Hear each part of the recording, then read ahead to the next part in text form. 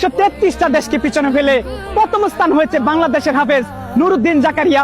বিশ্বজয় এমন অর্জন, আপনারা বলেন প্রশংসা করবো কি দিয়া? অনেকে যেখানে কোরআন তেলাওয়াত করতে পারে না, জাকারিয়া সেখানে করে ফেলেছে মুখস্থ টুটস্থ। বাংলাদেশের একটা ছেলে যে এত সুন্দর কোরআন তেলাওয়াত করতে পারে, বিচারকটা হয়ে গেল আশ্চর্য।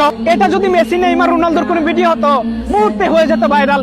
এই কোরআনের পাখিগুলোকে নিয়ে যখন আমরা কথা বলি, শেয়ার করতে চায় না কেউ আজকাল, শেয়ার করে দিয়েন।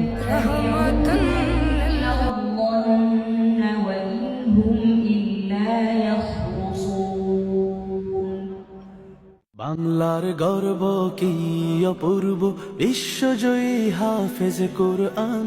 কোরআন পড়ে তুমি কেড়েছ হৃদয়, ভূমি রেখেছ বাংলার মান।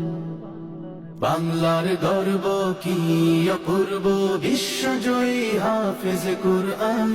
কোরআন পড়ে তুমি কেড়েছ হৃদয়, ভূমি রেখেছ বাংলার মান। ও হাফেজে কোরআন, ও